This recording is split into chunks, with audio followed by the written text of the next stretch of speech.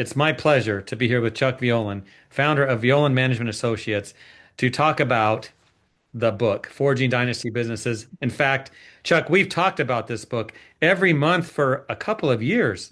We've talked about these chapters, and it's all in a playlist on our YouTube channel. I'll put that link below in our video description so everyone can watch them. But we dissected, we looked, we analyzed. Now we're at the end.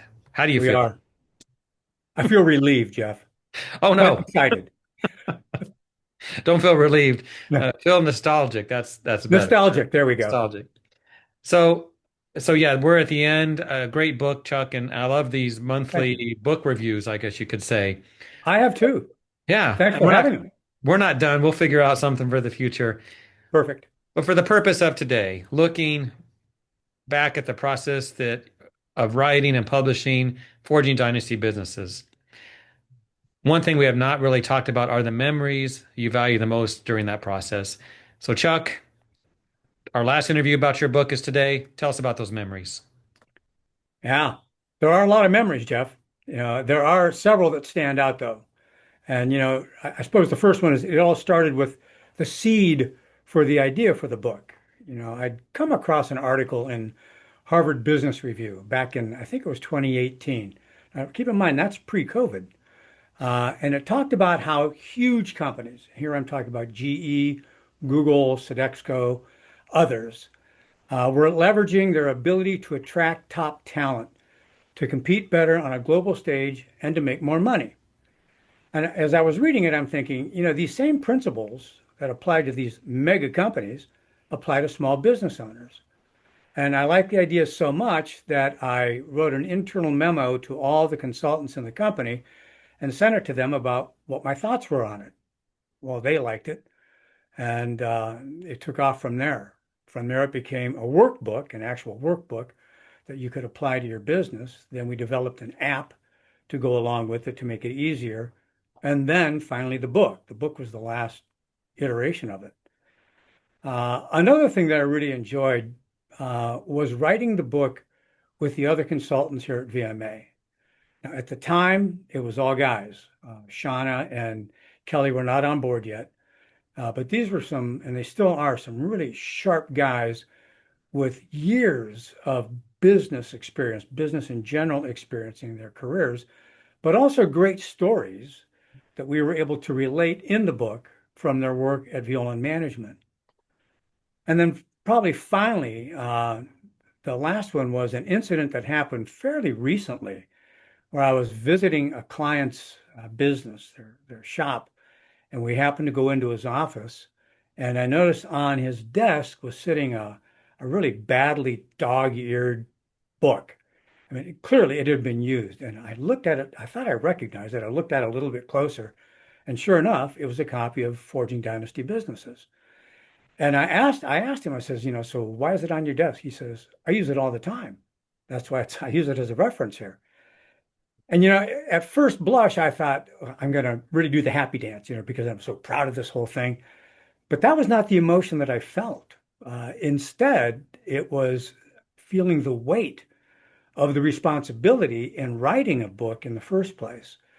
Recognizing the fact that people were reading the book and making business decisions that affected people's livelihoods. And I think it was the whole weight of that responsibility that I was really, really feeling. What a great tool you provided the industry. And also, it looks good. And my copy is not dog-eared, but I did read it. I did. But I'll take your word for it, Jeff. I'm not in business like the fellow you were talking about there who uses it as a guidebook maybe every day. But very, very good read and great advice. And even advice outside of business in a way. There's lots of good content in there. It's just good to read and review on a personal level as well. Well, Jeff, I got to tell you that based on the questions that you've asked me over the course of this series, it's very clear that you read the book. So thank you very much. Absolutely. I mean, you sent it to me. Of course I read it. Let's talk about this. You speak of A players in your conclusion. We talked about that in the past. A players, good people on your team. Talk about how important that is, but also the challenges that business owners have in getting those right people. As we wrap up our conversations, that's got to be a question they have all the time. All the time. Absolutely. And Jeff, look, the concept of A players is absolutely critical to the success of your company or any business. Look, GE and Sodexo and those guys, they were recognizing that. It's no different in small businesses, but it's also a relative term. So let me explain what I mean by that. Think back to when you started your business. And here I'm speaking to the people that are watching this.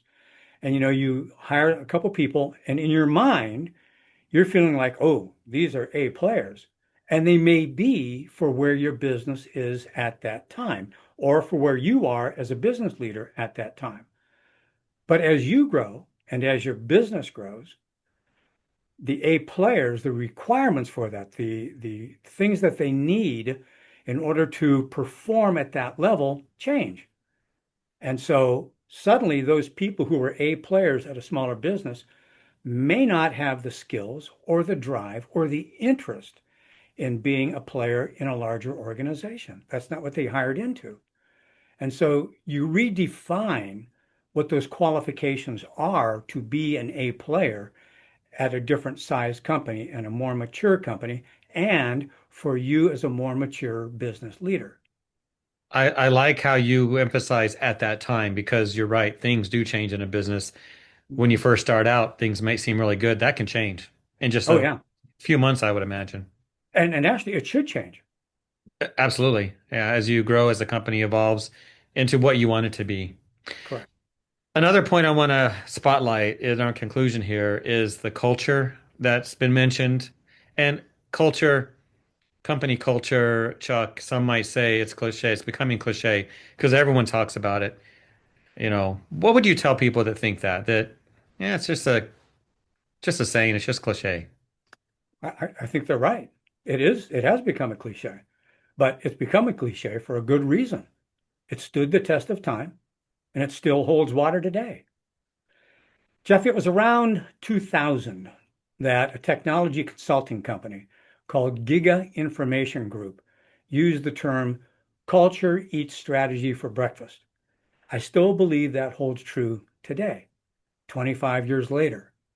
And I'll tell you, I've personally observed it in the work that I've done with clients and looking at my own organization. You know, um, when you work with a company, when you recognize a company that has a toxic culture, it easily gets clobbered by its competitors. And it's very difficult to make money because they cannot get out of their own way. They can't get out of their own starting blocks. Few businesses and few business owners are really going to admit that this is the problem because it's a personal thing to them. And it should be. But I'll tell you what, it shows up in stalled growth, shrinking profits, and a revolving door of workers. And this is sad, and it's frequently very painful, and it's also avoidable. Well said. You know, culture is like customer service. Everyone has it. It can be good, it can be bad, it can be toxic, I think, as you mentioned. So, Yep. good words, Chuck. Thank In you. closing, we're wrapping it up here. The book is Yep. done. No, the book's not done. We're done talking about the book. Yes. What do you want to see the industry do next, looking at the future? Talk about that. Mm. Yeah, great question. Tim Hall, who is now the owner of Violand Management, and I wrote a presentation just after COVID, and it was titled Money, Power, and People. And it addressed the changes that were taking place at that time within the cleaning and restoration industries, with all of the M&A and private equity activity that was taking place at that time. Of those three factors, money, power, and people, the one that most cleaners and restorers had most control over was people. They weren't going to control the money in an industry. They weren't going to control the power in an industry. They're not large enough to be able to do that. But they can control the people part of their own business. And Jeff, the beauty of this is that you don't have to be big to attract really good talent, but you do have to build an organization and create a culture that attracts and holds on to that talent. And any company of any size can do that. That's what we tried to show with the book, and that's what I'd like to see with the industry.